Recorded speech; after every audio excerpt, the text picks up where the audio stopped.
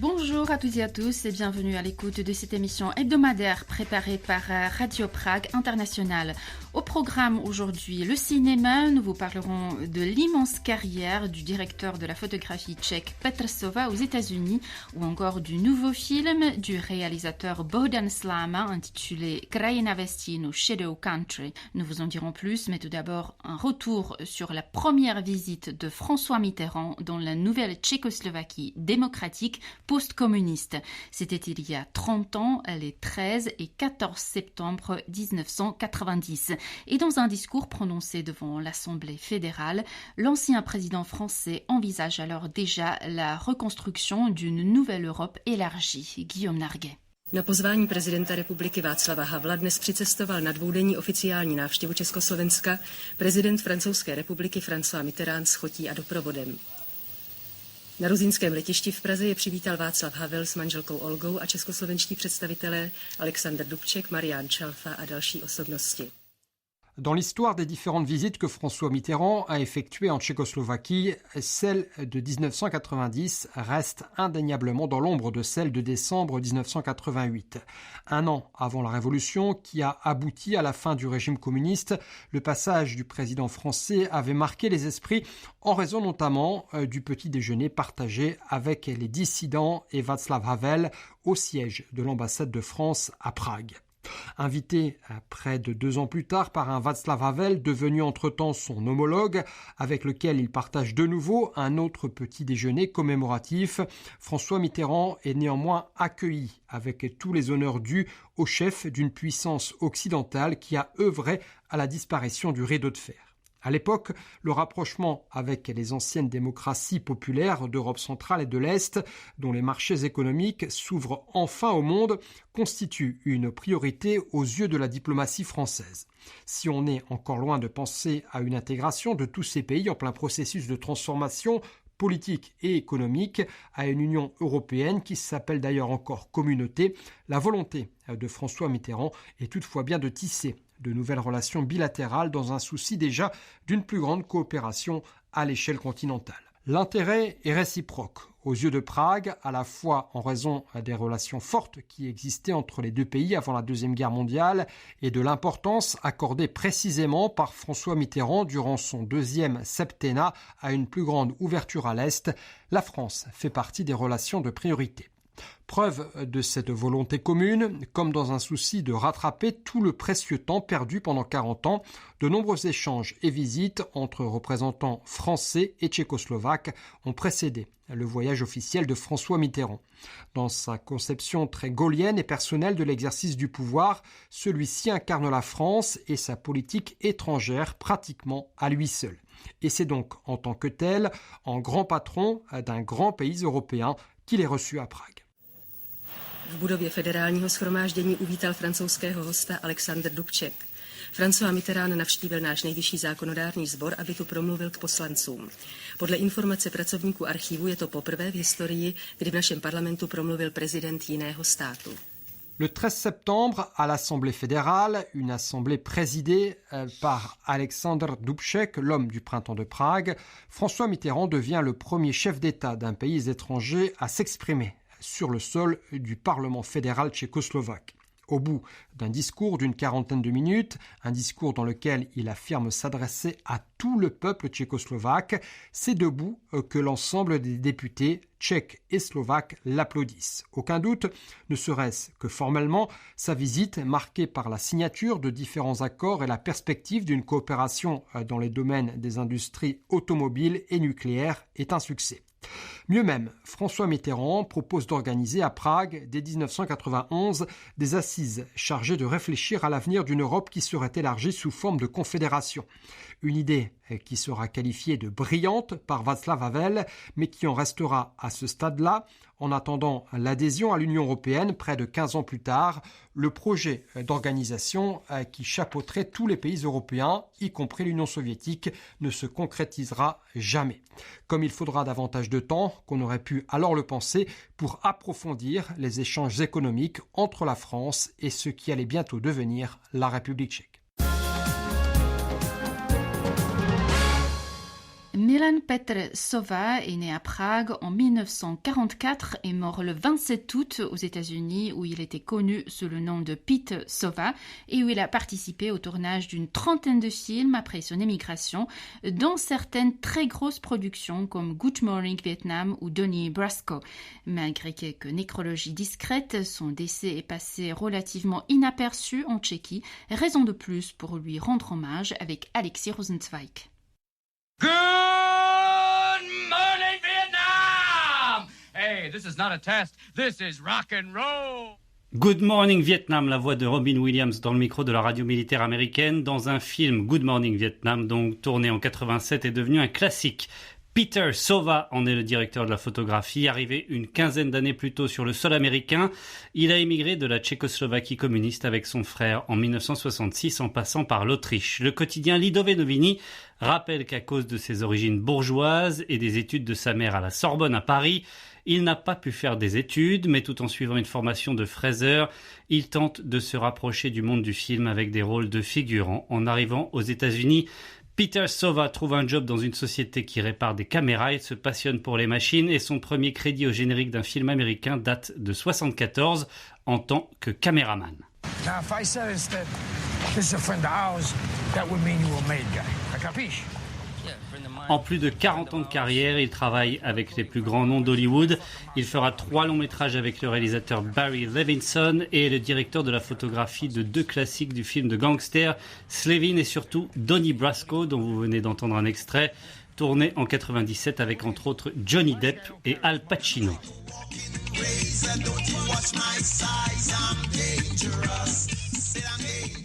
Une vingtaine d'années plus tôt, le caméraman tchèque s'était retrouvé un peu par hasard en Jamaïque pour le tournage de Rockers, un ovni cinématographique devenu mythique pour tous les amateurs de la culture reggae.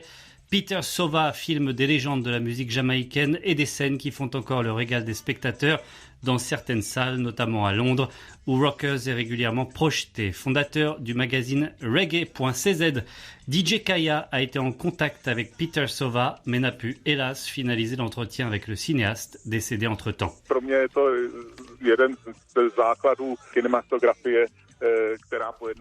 Pour moi, Rockers est tout simplement un film fondamental dans l'histoire du cinéma sur la Jamaïque. Quand je me suis récemment rendu compte que c'était un Tchèque qui l'avait filmé, je suis entré en contact avec lui. Peter Sova était très sympa, très humble. Il parlait tchèque avec un accent américain, mais malheureusement, il était déjà très malade. Peter Sova a été enterré fin août dans le nord de l'État de New York où il résidait.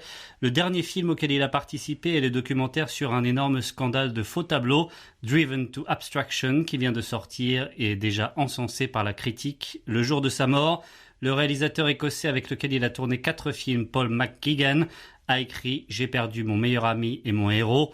Peter Sova était un maître de la cinématographie avec le cœur d'un véritable artiste et ami.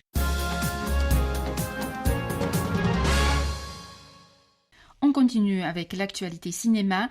En mai 1945, 14 habitants germanophones du petit village de Tušť, en Bohême du Sud, ont été assassinés par leurs voisins dans le cadre des expulsions sauvages de la population allemande de Tchécoslovaquie. Loin d'être un incident isolé, ce massacre a inspiré le nouveau film du réalisateur renommé Bohdan Slama, intitulé Krajina Vestin, Shadow Country, sorti en salle tchèque début septembre. Carolus ego de baptisio in nomine Patris et Filii et Spiritus Sancti. Jsme Češi, ale máme německý srdce a na Čechy se vysereme. Vyzýváme obyvatelstvo, aby se postavilo k odporu všemi dostupnými prostředky. Shadow Country, en français Le paysage à l'ombre, est un drame historique qui n'a pas un seul personnage principal. C'est tout un village qui est le héros de cette histoire bouleversante basée sur des faits réels. La petite commune dont il est question est située aux confins de la Bohême du Sud et de l'Autriche, non loin de la ville de Třeboň. En réalité, ce village, qui fait aujourd'hui partie de la commune de Suchdol nad Lužnicí, s'appelait Tušť.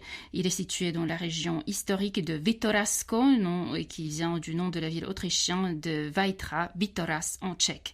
Ce territoire, qui appartenait au royaume de Bohême jusqu'au XIIIe siècle, a été en partie récupéré par l'État tchécoslovaque en 1920. C'est dans cette région rurale, entourée de vastes zones forestières, une région hétérogène habitée par une population bilingue, obligée par la force des choses de se poser des questions sur son identité, que se passe le film Shadow Country. Il relate donc l'histoire d'une commune locale depuis la fin des années 1930 jusqu'au début des années 50, où cohabitaient des Tchèques, des Autrichiens et des Juifs. Já jsem ti to říkala, ještě, že s tím vlez. Řekni jim, že s tím odbojem končíš. Armašte, na mladýho zase přišlo udání. Après l'annexion de l'Autriche par l'Allemagne nazie en 1938, certains habitants du village se déclarent pour diverses raisons de nationalité allemande. En 1945, au lendemain de la libération, ils seront fusillés par leurs voisins qui, en qualité de juges autoproclamés, prennent la justice entre leurs mains. Au cœur de l'histoire se trouvent les Weber, une famille tchéco-autrichienne dont le père fait partie des victimes, alors que la mère et les enfants sont expulsés du village, et ceci à 2 reprises, en 1945 puis en 1952. Ivan Arseniev explique les motifs qui l'ont poussé à écrire le scénario du film. Évidemment, ce qui m'a intéressé en premier lieu, c'était l'événement en soi, c'est-à-dire le massacre des habitants du village par leurs voisins, ainsi que le contexte historique de l'expulsion de la population allemande de la Tchécoslovaquie après la guerre. C'est un sujet très fort, un événement qui reste dans l'esprit des Tchèques comme quelque chose d'irrésolu et qui n'a pas encore fait l'objet d'une véritable réflexion historique. Na to, aby jsme se s ní nějak vyrovnali, aby jsme to pojmenovali ty věci a nějak se z toho uzdravili. Pro filmaře je to zajímavý, je to strhující, má to spoustu atributů silného příběhu. C'est une histoire dramatique qui ne laisse personne indifférent. Pour un cinéaste, c'est un défi. Personnellement, je trouvais que le plus intéressant était de montrer combien cet événement historique était d'actualité aujourd'hui. Le comportement des personnages est atemporel. Il serait naïf de penser que de telles situations ne peuvent pas se reproduire. Des événements semblables se sont déroulés il y a quelques années de cela, dans les Balkans par exemple. Ty věci se můžou stát kdykoliv, můžou se stát tady. Viděli jsme, že se úplně stejné věci děly na Balkáně před pár lety. Le transfert spontané et violent des Allemands tchécoslovaques, qui a commencé en mai 1945, a concerné au total 1 demi-million de personnes. Il a fait entre 15 et 30 000 victimes. L'historien Pavel Kosatík explique. De manière formelle, nous étions en situation de paix. L'Allemagne hitlérienne venait de capituler, mais dans l'esprit des gens et dans leur cœur, c'est toujours plus compliqué. Ceux qui avaient souffert pendant la guerre pensaient avoir le droit de se venger. Celui qui possédait une arme pouvait facilement trouver une victime, même au hasard, et les victimes les plus accessibles, c'étaient les Allemands. Le film de Bordan Slama me fait penser à un autre long métrage très apprécié, Chronique Morave, du réalisateur Wojciech Jasny. Dans ce film aussi, il y a un héros collectif, c'est tout le village. Dans les 2 films, le comportement de ce héros collectif change, mais cette évolution est plutôt négative. Měl jsem štěstí, že jsem přežil. Teď je na čase dát zase věci do pořádku. Kde jsi šukala s těma náckama? My jsme slušní lidi a ne zločinci. Les personnages du film Shadow Country, tourné en noir et blanc et sur pellicule de 35 mm, sont ambigus. Dans le tourbillon de la guerre et de l'après-guerre, les bourreaux se transforment en victimes et vice-versa. On écoute le réalisateur Bordan Slama. Dans les moments charnières, chaque personne a un comportement différent et c'est justement ce que nous avons voulu saisir dans le film. Il y a des gens qui affrontent le danger, qui y vont tout droit. D'autres se cachent derrière ou prennent la fuite. Le tournage a été difficile pour tout le monde car il fallait nous imaginer et filmer toutes les atrocités dont parle le film. Le plus difficile pour moi était peut-être le fait qu'il me fallait avoir du recul et en même temps de plonger complètement dans l'histoire.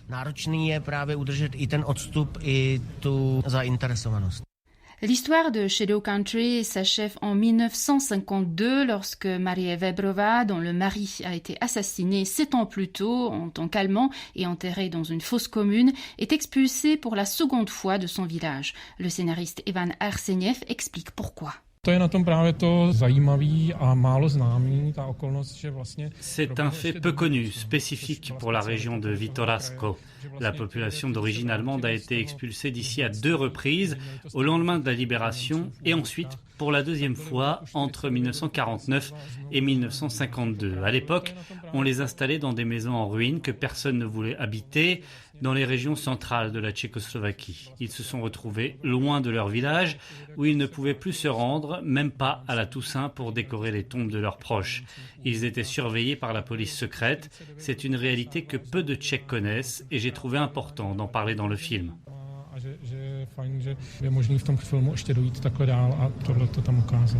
Ferdinand Korbel, dont le père tchéco-allemand figurait parmi les victimes du massacre de Tušť, a assisté à la première du film à Prague.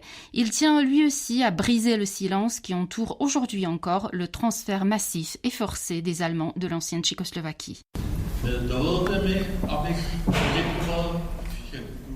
Je félicite toute l'équipe et tous les acteurs d'avoir porté à l'écran ce sujet, un sujet tabou pour moi comme pour les autres Tchèques. Je vous remercie au nom des anciens habitants de la région de Vitorazko, éparpillés un peu partout en République tchèque et qui, sous l'Ancien Régime, ne pouvaient pas se rendre au pays de leurs ancêtres. Leží tam zahrabaný jako dobytek. O soudu rozhodl ten plukovník. Němci, třeste se! Franci se! C'est la fin de Prague Hebdo, le podcast de Radio Prague International. Magdalena Hrozinkova vous remercie de votre attention et de votre fidélité. À bientôt. Naslyšenou.